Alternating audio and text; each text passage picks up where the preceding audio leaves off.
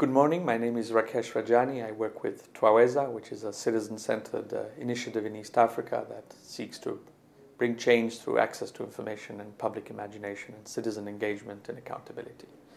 I'm very, very happy to join with you today. So, will and do ICTs drive governance in sub-Saharan Africa? No, I don't think ICTs drive any governance reforms, but people do. Across East Africa and Africa as a whole, every single day there are some incredibly powerful, exciting innovations in which citizens are using ICTs to make a real difference. So ICTs are not drivers, but they are very powerful vehicles. The drivers are the citizens. In the past, whereas a circular or a document or a budget policy document was only accessible to 10 people, now, thanks to ICTs, it can be accessible to 1,000 and 10,000 and even 10 million people. So the real power of ICT comes from the fact of its democratizing aspect, particularly the mobile phone. Now, despite all kinds of problems, mobile phones are ubiquitous. People across East Africa, large majorities now have either direct or indirect access to those mobile phones.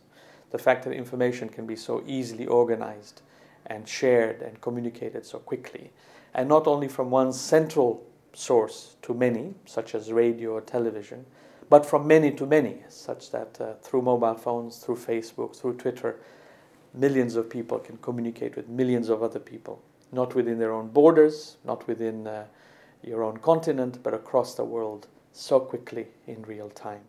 Now let me give you 3 examples of how we are enabling as Twaweza to have citizens use ICTs to make a difference. The first example is one around education. Across East Africa in recent years, there's been a tremendous expansion of primary and secondary schooling. But the key question is, are the children learning? Are these millions of kids who have now been enrolled, are they learning anything? What are they gaining?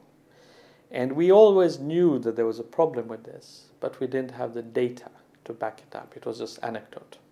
So an initiative called Uwezo, check it out on the internet, www.uwezo.net, is one where ordinary citizens across Kenya, Uganda, and Tanzania are every year going to homes and using a very simple tool with children aged 6 to 16 to see whether these children can actually read, whether they can read English, whether they can read Kiswahili, and whether they can count.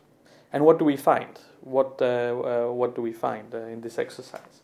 We see that, for instance, if you take grade 3 and you give them a grade 2 test, they should perform 100%. That's that red line over here. But what do we find in Tanzania last year, for instance?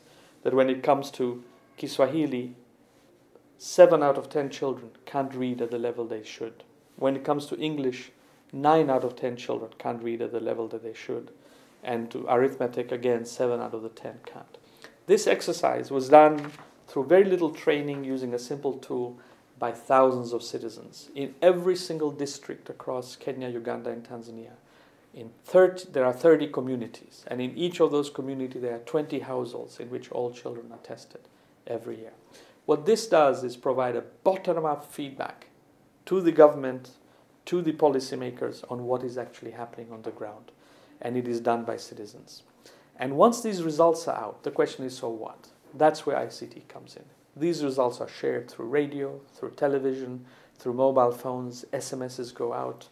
They are sent out by organizations like mine, but more importantly, they are sent out by citizens.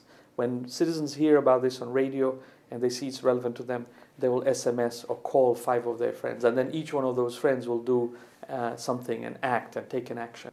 And in that way, education reform is happening not by experts sitting around a table figuring it all out for the rest of us, but through a dynamic process where the citizens of the countries are saying, hey, these are our children. Why are they not learning? What are we going to do about it? And if they made a difference, why can't we? Let me give you another example around education, which is a much smaller one, because you could say, well, doing something like Uwezo at the scale required is very hard. But there are also very small, everyday things you can do. So last year, for instance, we heard that the money that was meant to reach secondary schools in Tanzania in the form of what is called the capitation grant was not reaching the schools. We were hearing these anecdotal stories, and we thought, why don't we do a simple, very simple survey? So we found out, we got a list of head teachers of secondary school, just 100 of them across the 20 regions of Tanzania. And we called those 100 people, just one person, using mobile phones. Now you have to remember, this sounds simple, but 10, 15 years ago, this would not have been possible because there were no mobile phones. But we called 100 head teachers. About half of them were not willing to speak. They were too afraid and not willing to answer. But the other half were. And we asked them a few very simple questions. Did you get the money that you were supposed to get in the last year? And if yes, how much did you get? Well, what did we find through this very simple exercise? And let me show you that. Here's a pie chart that talks about the total number of schools, which is the red. How many had received the money as was supposed to come? 7%. And in fact, that small little 7% was probably not this year's money, but delayed money from last year. Well, and was that money enough? How much did they get? If you turn around and look here, this is the amount that they should have received in January, which is 10,000 shillings, and how much they received is a few hundred. There's a huge gap between what was supposed to have happened and what actually happened. This exercise was all done in about 1 week. How much did it cost in all? Not even a few $100s. Now, because this exercise was announced in public, suddenly the World Bank, who is the major funder of this, and the Ministry of Education, the Ministry of Finance said, wow, this monitoring exercise is happening. The word will be out. Everybody will know. What's the story? And they realized the money hadn't been sent.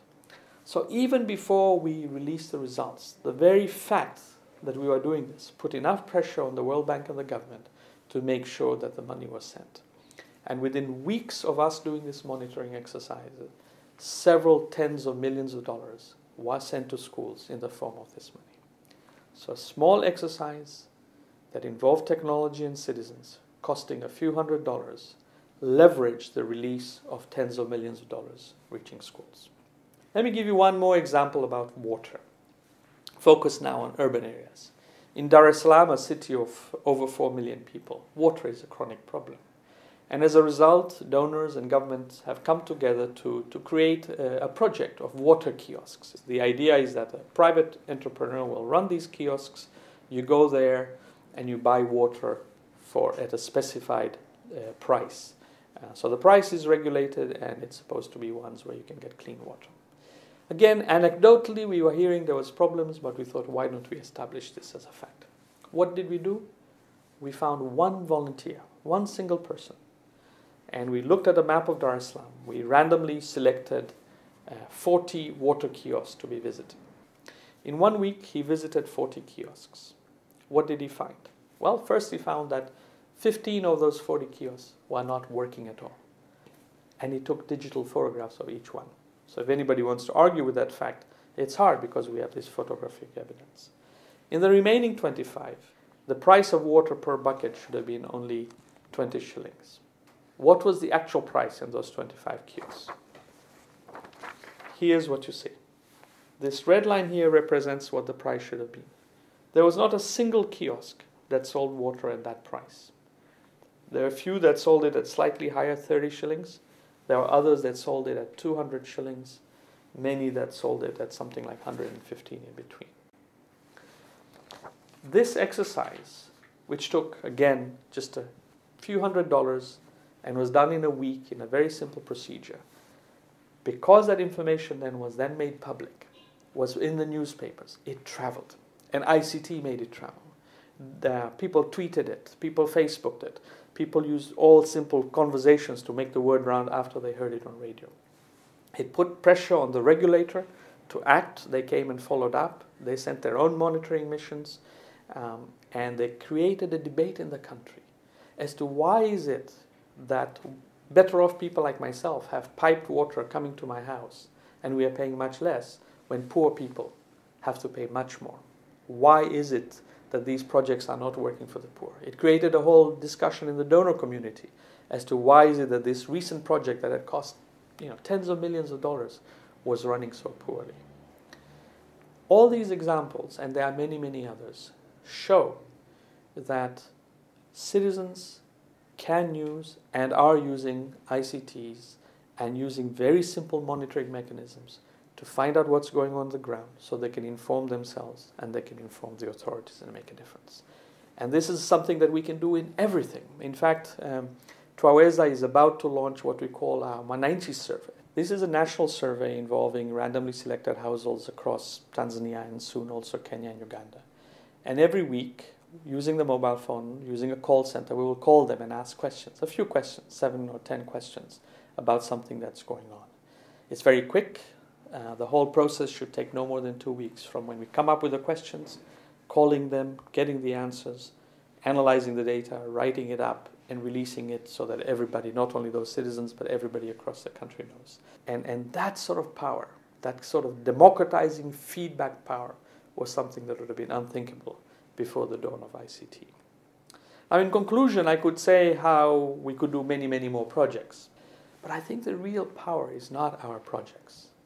The real power is what people are doing themselves. The very fact that ICT is now ubiquitous and how people themselves, through their own means, are using that to take initiative, to figure things out, to tell stories of change, to hold leaders accountable. And it is in that flow of communication, that ecosystem of ideas, that marketplace of stories and ideas and facts flowing, that societies in Africa are being transformed.